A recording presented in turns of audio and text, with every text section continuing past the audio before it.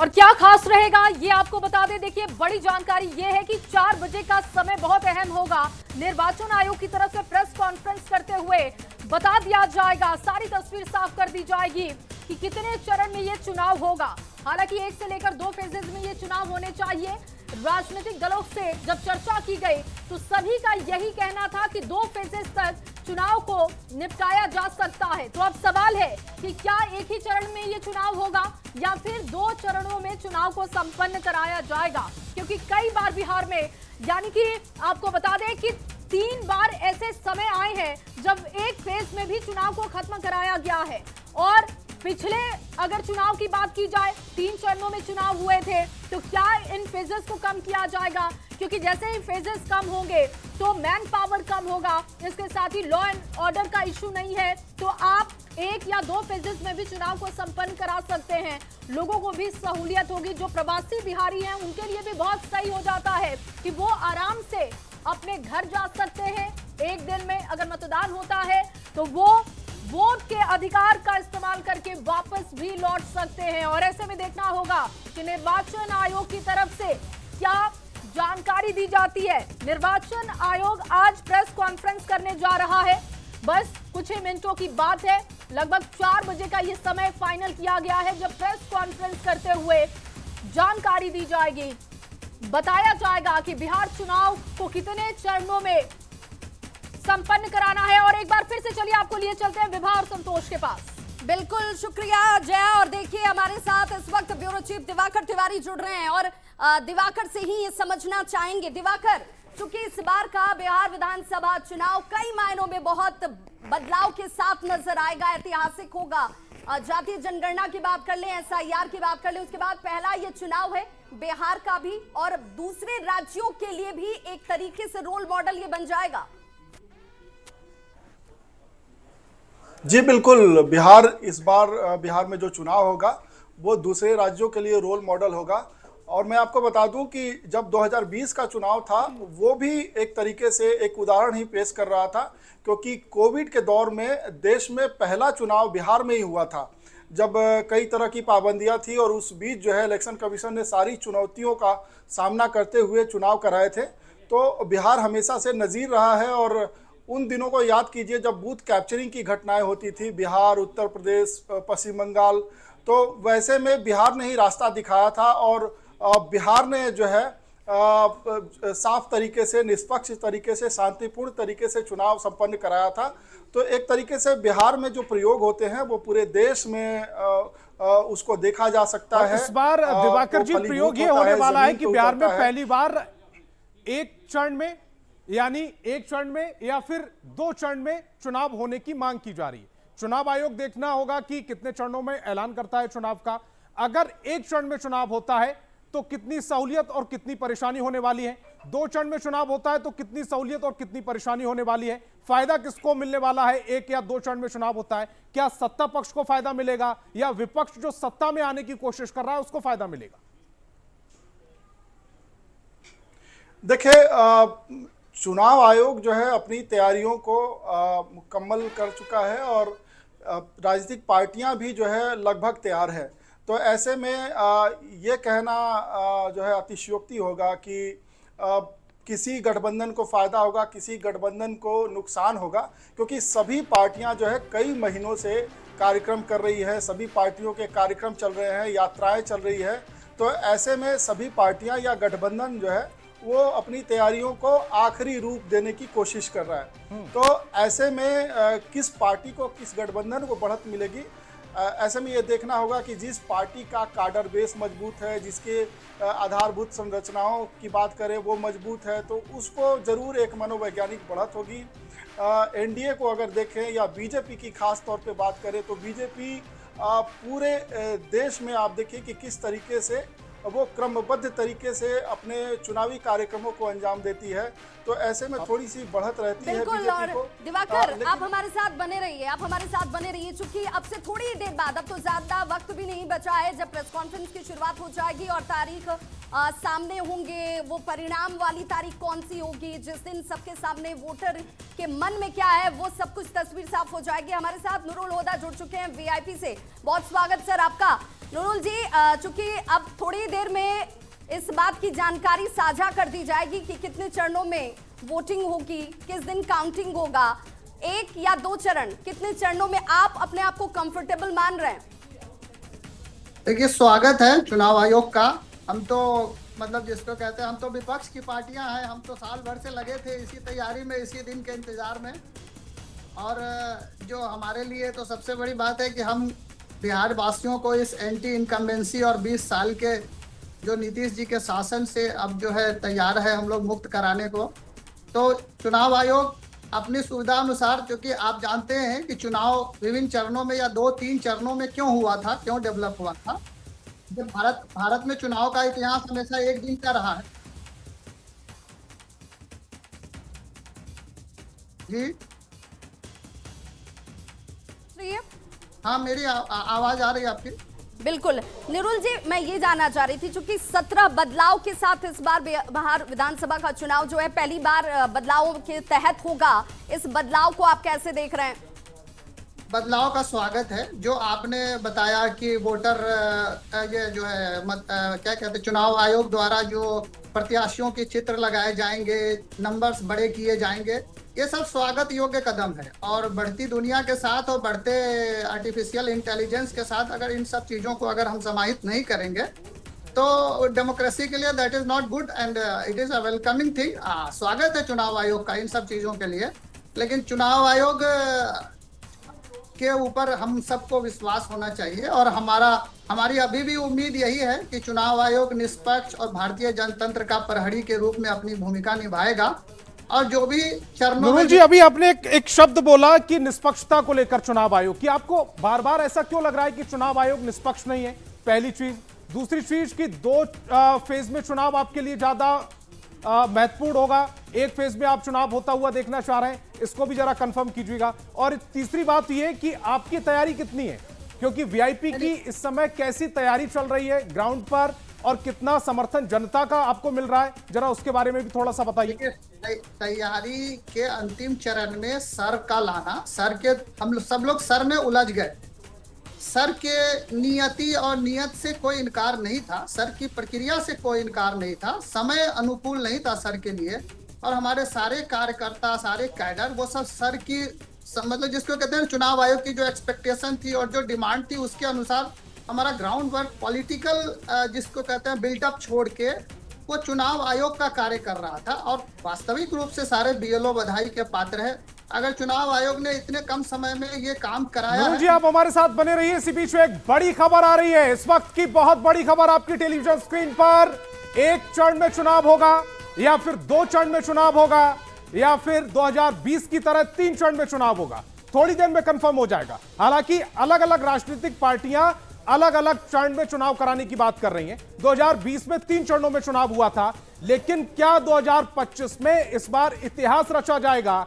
क्या बिहार में कुछ नया होगा? क्या एक ही चरण में चुनाव पॉसिबल है, संभव है, जैसा जेडीयू दावा कर रही है? विवाह बिल्कुल संतोष, और अगर ऐसा होता है, अगर 1 से 2 चरणों में भी चुनाव होते हैं तो ये बदलते हुए बिहार की, विकसित बिहार की क्या तस्वीर के तौर पर नहीं देखा जाएगा? क्योंकि एक वक्त याद है संतोष, जब 6-6, 7-7 चरणों में चुनाव हुआ करते थे, उस वक्त लॉ एंड ऑर्डर से लेकर नक्सलवाद एक बड़ी चुनौती हुआ करती थी। लेकिन इस बार 1 से 2 चरणों में अगर राजनीतिक पार्टियां इस बात का दावा करती हैं कि हम तैयार हैं 1 से 2 चरण में भी चुनाव हो जाएं, तो ये बिहार के लिए एक सुखद तस्वीर पेश करता है। और चलिए सीधे लिए चलते हैं अपनी सहयोगी शुभी के पास, न्यूज रूम। क्या खबर है शुभी? लगातार हम अपनी बड़ी कवरेज पर लगातार बने हुए हैं। बिहार में किसकी बहार, इसकी चर्चा हम लगातार कर रहे हैं और न्यूज 18 लगातार हर एक अपडेट आप तक पहुंचा रहा है। और देखिए, कुछ ही मिनट अब शेष रह गए हैं, लगभग 55 मिनट बस शेष रह गए हैं। और थोड़ी ही देर में निर्वाचन आयोग जब प्रेस कॉन्फ्रेंस करेगी तो सब कुछ साफ हो जाएगा, सारी तस्वीर साफ हो जाएगी, जिसका इंतजार न सिर्फ बिहार की जनता कर रही है बल्कि पूरा देश कर रहा है कि निर्वाचन आयोग कौन सी तारीख निर्धारित करेगी। क्या इस बार भी बिहार में चुनाव 3 चरणों में होंगे, 2 चरणों में होंगे, या एक चरण जो अलग अलग राजनीतिक दल की तरफ से डिमांड रखी गई थी, क्या एक ही चरण में चुनाव संपन्न कर लिए जाएंगे? ये अब कुछ ही देर में पता चल जाएगा। लगभग 55 से 54 मिनट का समय अब शेष रह गया है और थोड़ी ही देर में सारी तस्वीर क्लियर हो जाएगी, सब कुछ साफ हो जाएगा और बहुत ही कम वक्त अब रह गया है। देखिए, ये बड़ी खबर आपको बता रहे हैं, क्या एक ही चरण में चुनाव होगा बिहार में, ये एक बहुत बड़ी खबर। अब से थोड़ी ही देर में न्यूज़ 18 आप तक सबसे पहले पहुंच जाएगा। आपको बता दें कि जेडीयू ने सबसे पहले ये डिमांड रखी थी कि बिहार में एक चरण में चुनाव संपन्न कराए जाएं। अब देखने वाली बात होगी कि निर्वाचन आयोग क्या इस बात को मानता है या नहीं। अब से थोड़ी ही देर में ये सारी जानकारी आपके सामने होगी। विभा, बिल्कुल, बहुत बहुत शुक्रिया शुभी, और हम आपके पास फिर लौटेंगे, लेकिन इस वक्त देखिए राजनीतिक दलों की तरफ से उनकी राय बहुत महत्वपूर्ण जाती है। हमारे साथ प्रेम रंजन पटेल जी जुड़ चुके हैं, बीजेपी की तरफ से ज्ञान रंजन जी जुड़ चुके हैं, कांग्रेस से प्रेम रंजन पटेल जी, आपसे सबसे पहले जानना चाहूंगी आप तक अगर आवाज पहुंच रही हो, क्योंकि अब तो वो वक्त आ गया, वो दिन भी नहीं, वो वक्त आ गया जब चुनाव की तारीखें सामने होंगी। एक चरण में चुनाव हो जाए तो बेहतर, या हमेशा की तरह या पिछली बार की तरह 3 चरण चलेंगे? देखिए, चुनाव आयोग का जो भी निर्णय होगा, चुनाव आयोग जब पटना आई उसकी टीम और मुख्य चुनाव आयुक्त के साथ जो है से सभी दलों के प्रतिनिधियों के साथ बैठक हुई और सब लोगों ने अपनी अपनी राय दी है। लेकिन चुनाव आयोग को निर्णय लेना है और चुनाव आयोग अगर निर्णय लेता है तो निश्चित रूप से जो भी निर्णय होगा उसका सभी को स्वागत करना चाहिए। अब एक चरण में हो जाएंगे तो परेशानियां कम होगी, जिस प्रकार से जो है से अब हम लोगों ने तो 2 चरण कहे हैं, लेकिन अब चुनाव आयोग को निर्णय लेना है और अब बिहार बदल चुका है। बिहार के अंदर में परिवर्तन है, पहले नक्सलवाद था, अपराध का मामला था, कई सारी परेशानियां थी। ठीक है, इन समस्याओं पर आएंगे प्रेम रंजन जी, लेकिन राजेश राठौर जी भी हमारे साथ है, कांग्रेस के प्रवक्ता, उनका भी एक रिएक्शन ले लेते हैं। सबसे पहले राजेश जी, तकरीबन 40 मिनट बाद तारीखों का ऐलान, कितनी इस समय धड़कनें आपकी बढ़ी हुई हैं? क्योंकि जब एग्जाम से पहले तारीखों का ऐलान होता है तो धड़कनें आमतौर पर बढ़ जाती हैं, और आप तैयार कितने हैं चुनाव को लेकर? सचमुच बिहार के इस महापर्व के लिए बिहार की हर जनता में उत्सुकता है और जो राजनीतिक दल हैं स्वाभाविक बात ही उनके धड़कनें तो बढ़ती हैं घटती हैं कि परिणाम क्या होगा, लेकिन सचमुच परिणाम जनता के पक्ष में होता है और बिहार की जनता इस चुनाव के लिए। राजेश जी आपकी आवाज में थोड़ा सा ब्रेक हो रहा है, मैं आपके पास दोबारा से जुड़ूंगा। और अरविंद निषाद जी जेडीयू से हमारे साथ जुड़ रहे हैं। अरविंद निषाद जी, बहुत बहुत स्वागत न्यूज़ 18 बिहार झारखंड पर। थोड़ी देर बाद तकरीबन 35 से 40 मिनट बाद चुनाव आयोग की प्रेस कॉन्फ्रेंस होने वाली है। कितनी धड़कनें आपकी बढ़ी हुई हैं? कितने चरणों में चुनाव चाहते हैं? हालांकि आपकी पार्टी का स्टैंड क्लियर है, एक चरण में भी चुनाव होगा तो आप खुश हैं। और इस वक्त बिहार में किसकी बाहर में बड़ी खबर आ रही है, 40 मिनट में बज जाएगा चुनावी बिगुल, शाम 4 बज जाएंगे और निर्वाचन आयोग की प्रेस कॉन्फ्रेंस शुरू हो जाएगी, जिसमें सभी दलों की तरफ से जो मांग रखी गई है उनमें कौन से दल की मांग सही हो जाती है, किस दल की मांग पर तारीखें सामने आ जाती हैं, उतने चरण दिख जाते हैं, ये सारे सवालों का जवाब आपके सामने होगा, क्योंकि वक्त 40 मिनट का बचा हुआ है। सियासी जंग का आगाज अब 39 मिनट 23 सेकंड, देखिए घड़ी की सुई इस बात का इशारा कर रही है कि वक्त धीरे धीरे और कम होता हुआ उस घड़ी की तरफ नजदीक जाता हुआ, जहां आपके सामने बिहार विधानसभा चुनाव की तारीखों को लेकर तस्वीर सामने होगी। एक चरण या 2 चरण में चुनाव होंगे। और अरविंद निषाद हमारे साथ जेडीयू प्रवक्ता जुड़े हुए हैं। अरविंद जी, अब तो 40 मिनट से भी कम समय बचा हुआ है, आवाज मिल रही है अरविंद जी मेरी? संभवतः अरविंद जी तक आवाज नहीं पहुंच पा रही। अरविंद जी चश्मा साफ कर रहे हैं ताकि प्रेस कॉन्फ्रेंस साफ दिखे, उन्हें साफ दिखे भी और साफ सुनाई भी दे राजनीतिक दलों को कि इस बार का विधानसभा चुनाव कितना महत्वपूर्ण हो जाता है। राजेश राठौर हमारे साथ लगातार जुड़े हुए हैं। राजेश जी, इससे पहले आपकी आवाज साफ तरीके से नहीं आ पा रही थी, लेकिन सवाल एक बार वही, कि क्या एक चरण में चुनाव हो तब भी बेहतर है, 3 चरण में हो तब भी बेहतर है? इस बार आपका स्ट्राइक रेट बेहतर होगा? देखिए, चुनाव जब भी होता है, ये चुनाव बिहार का एक महापर्व है। चुनाव आयोग पर निर्भर करता है कि 1 चरण में कराएं, 2 चरण में कराएं, 3 चरण में कराएं। चूंकि चुनाव आयोग का हर राजनीतिक दल ने अपना प्रस्ताव दिया है, लेकिन चुनाव आयोग तो वही करेंगे जो उनके आका कहेंगे। और आका क्यों कहेंगे, इसलिए मैं कह रहा हूँ इस बात को, अभी से कह रहा हूँ। पूरा बिहार महीनों भर से कह रहा था कि डबल इंजन की खटारा सरकार 3 किलोमीटर। राजेश जी, जब इस तरह के आरोप लगाने पर आप आ जाते हैं तो ऐसा नहीं लगता कि चुनाव से पहले ही आप हतोत्साहित हैं? एक आदमी होता है कि एग्जाम से पहले उत्साहित होता है, आप इस तरह की बात करते हैं कि उनके आका, चुनाव आयोग, ये वो, तो ऐसा लगता है कि आपका जो मनोबल है वो डाउन है थोड़ा सा। एकदम अभी से बोल रहे हैं ना कि पूरा बिहार कह रहा था, आम बच्चा कह रहा था कि डबल इंजन की खटारा सरकार 3 किलोमीटर की एकदम खटारा 3 गो बोगी मेट्रो का उद्घाटन करेंगे, जिसको म्यूजियम में रखेंगे। उसके बाद चुनाव आयोग की तारीख घोषणा करेंगे।